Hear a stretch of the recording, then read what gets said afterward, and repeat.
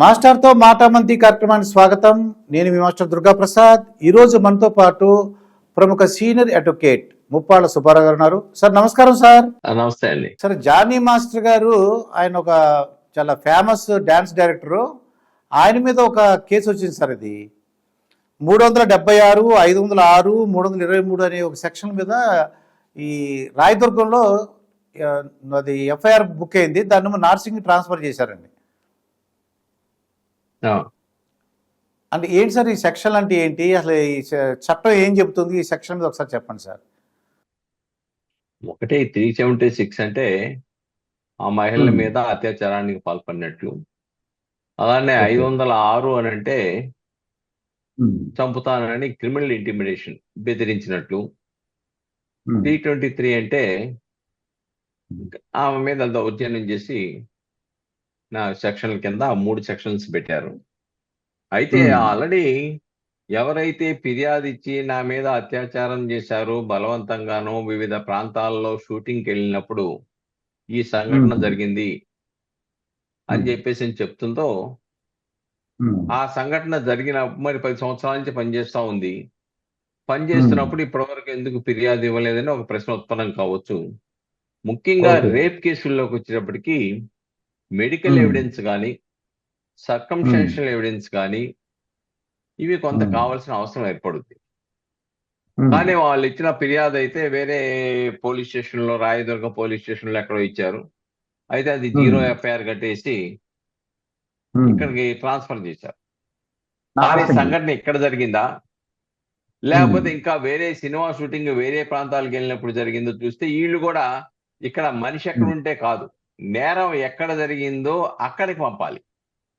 కానీ ఇప్పుడు వస్తున్న సమాచారం ప్రకారం ఏంటంటే ఈయన నార్సింగ్ పోలీస్ స్టేషన్ పరిధిలో ఉన్నాడు కాబట్టి ఇక్కడికి బదిలీ చేశాము, రాయదుర్గ పోలీస్ స్టేషన్ నుంచి 0 ఎఫ్ఐఆర్ అంటున్నారు. కానీ ఆమె సంఘటన, ఈ రేప్ అనేది, ఈ బలాత్కారం అనేది ఎక్కడ జరిగిందో ఆ పోలీస్ స్టేషన్ పరిధిలో జరగాలి. కానీ ఆమె మరి నార్సింగ్ పోలీస్ స్టేషన్ పరిధిలో రేపు జరిగినట్టుగా చెప్పినట్టుగా ఏమి నాకు వచ్చిన సమాచారం బట్టి అయితే తెలియట్లా. కాబట్టి ఒకవేళ ఎక్కడ ఏ పోలీస్, ఒకవేళ ఇతర ప్రాంతాలకి, ఇతర రాష్ట్రాలకి వెళ్ళి అక్కడ కనుక సినిమా షూటింగ్ అప్పుడు అక్కడ అత్యాచారం చేశారని ఇస్తే డెఫినెట్ గా ఈ నార్సింగ్ పోలీస్ స్టేషన్ కూడా పరిధి ఉండదు.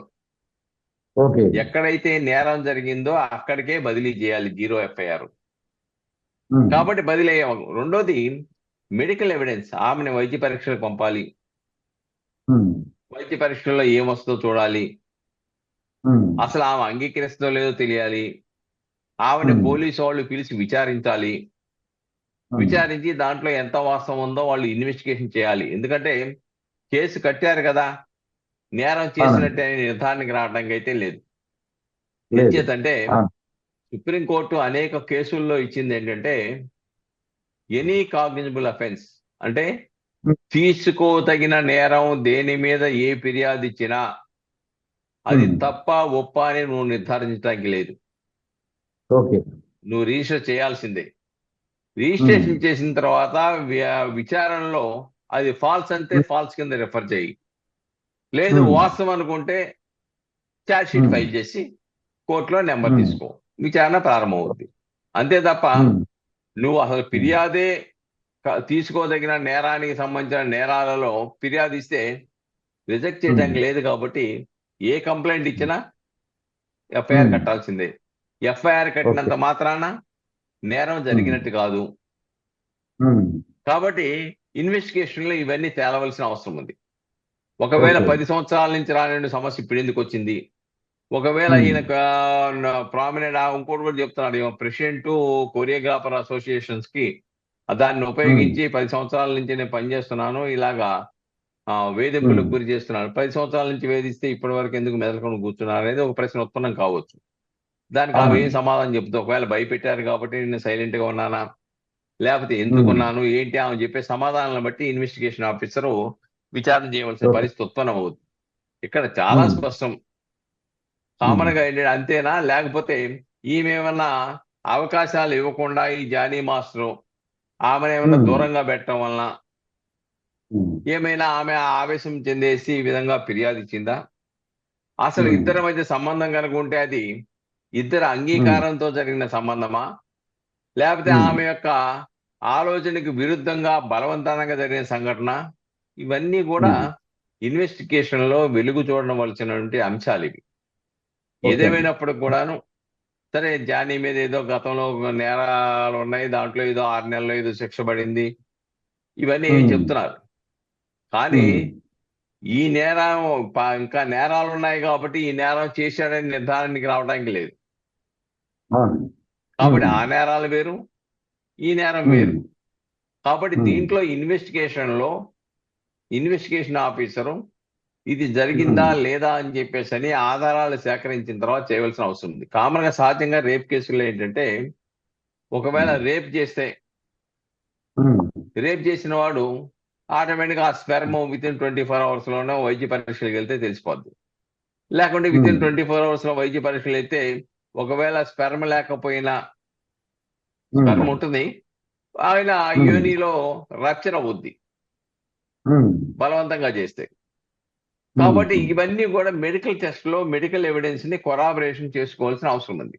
ఈ రేప్ చేసేవాడు కండోమ్ పెట్టుకున్నాడు అనుకోండి, కండోమ్ ఒకటి వాస్తవం, రేప్ అనేది స్పాంటేనియస్ గా జరిగేటువంటి సంఘటన. అది దాంట్లో ప్రిపరేషన్ ఉండదు.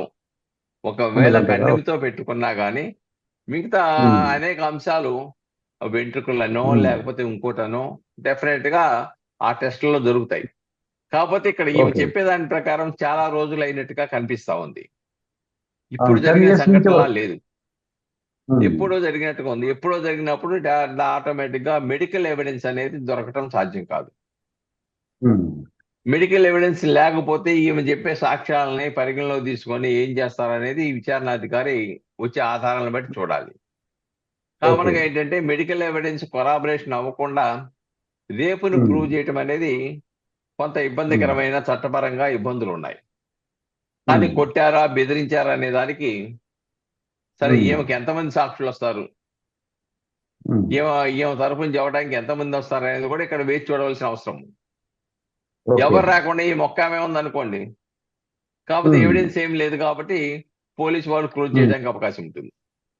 ఆధారాలు లేకపోతే, ఆధారాలు ఉంటే పోలీసు వాళ్ళు ఛార్జ్ షీట్ ఫైల్ చేస్తారు. ఆ యొక్క ఆరోపణలు ఎదుర్కోవాల్సిన పరిస్థితి జానీ మీద ఉంటుంది. ఇప్పుడు సార్ ఈ అమ్మాయి కావాలని అంటే ఒక 10 years నుంచి బాగా చూసి ఈ మధ్యన సరిగ్గా చూడలేదు అనుకోండి, అంటే కొత్త వాళ్ళు రావడం వల్ల ఈ సరిగ్గా అవకాశాలు ఇవ్వట్లేదు అనుకోండి, ఆ కోపంతో ఈవిడ పెట్టింది అనుకోండి, అది ఫాల్స్ అని ప్రూవ్ చేయగలుగుతారా?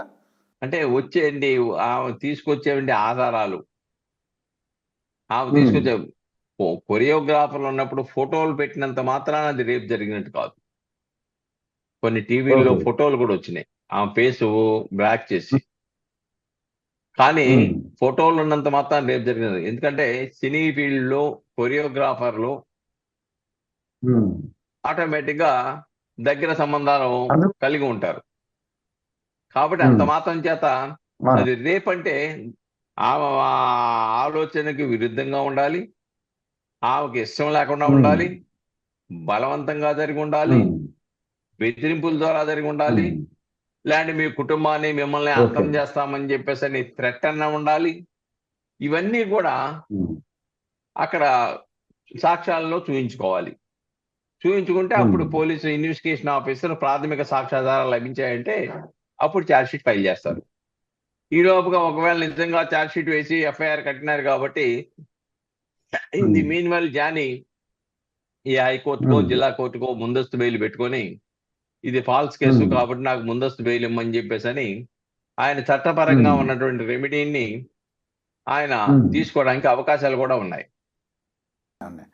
అయితే సుబ్బారావు గారు, ఇది ఈ అమ్మాయి కావాలని అంటే ముందు ఇష్టపూర్వక, ఒకవేళ ఏదైనా కేసులు ఇష్టపూర్వకంగా వాళ్ళ దగ్గరలో ఉండి శారీరకంగా కలుసుకుని ఇష్టపూర్వకంగా ఆ తర్వాత గొడవ వచ్చి రేప్ కేసు పెట్టింది అనుకోండి, అప్పుడు ఎలా? కామన్ గా అలాంటి, ఎందుకంటే వీళ్ళని మామూలుగా సహజీవనం చేసేసి తర్వాత రేప్ కేసు పెడితే దానికి ఆ ఇంగ్రీడియంట్స్ లో ఉన్నటువంటి అంశాలు కనుక ఫుల్ఫిల్ కాకపోతే అది రేప్ కింద రాదు. ఎందుకంటే అది బలవంతపు సంఘటన జరిగి ఉండాలి, ఆమె ఇష్టానికి వ్యతిరేకంగా జరిగి ఉండాలి, లేకుంటే ఆమెను బెదిరించో ఏదో చేసి జరిగి ఉండాలి. లేదంటే నిన్ను పెళ్లి చేసుకుంటా అని చెప్పేసి మోసపూరితమైన మాటలు చెప్పి అనుభవించైనా ఉండాలి. ఏదో ఒక సంఘటనలో అక్కడ రావాలి. అంటే ఈయనకి ఆల్రెడీ జానీకి మ్యారేజ్ కూడా అయిపోయినట్టుగా ఉన్న సమాచారం. మ్యారేజ్ అయిన వాళ్ళు మళ్ళా పెళ్లి చేసుకునే అవకాశం లేదు. ఎందుకంటే చట్టబద్ధమైన భార్య ఉండగా రెండో ఆమెను వివాహం చేసుకోవడానికి చట్టం అంగీకరించదు కాబట్టి, మరి అది తెలిసి నువ్వు సహజీవనం చేశావంటే ఆ? ఆ, అది తెలిసి సహజీవనం చేశావంటే మరి అది విల్లింగ్ గా చేసినట్టే అవుతుంది. కానీ ఆ అమ్మాయి చెప్పేదాన్ని బట్టి ఆమెను విచారించకుండా, ఫిర్యాదు ఇచ్చేంత మాత్రాన ఆమెను విచారించకుండా వాస్తవాలు వెలుగు చూడవు. వాస్తవాలు వెలుగు చూసిన తర్వాత ప్రాథమిక సాక్ష్యాధారాలు లభిస్తే అప్పుడు జానీని అరెస్ట్ చేయడానికి పోలీసులు వెళ్తారు. మీన్ వైల్ జానీ ముందు జాగ్రత్తగా ప్లేడర్ను పెట్టుకొని కనుక న్యాయస్థానానికి వెళ్ళి ఇదంతా వాస్తవం కాదు, అవాస్తవము, ఎటువంటి ఆధారాలు లేకుండా చేశారని చెప్పేసరి కోర్టును ఒప్పించి ఏమైనా బెయిల్ తెచ్చుకునే అవకాశాలు ఉంటే ముందస్తు బెయిల్ తెచ్చుకోవచ్చు. కాబట్టి చట్టపరంగా ఆయనకున్న అంశాలు ఉన్నాయి. ఇటు ఇన్వెస్టిగేషన్ కూడా జరగవలసిన అవసరం ఉంది. అదే ఇన్వెస్టిగేషన్లో అన్ని విషయాలు తెలుస్తాయి. ఆ తర్వాత నేను మిమ్మల్ని మళ్ళీ మీతో ఇంటర్వ్యూ చేస్తాను sir. Okay sir. Okay, thank you. నమస్తే.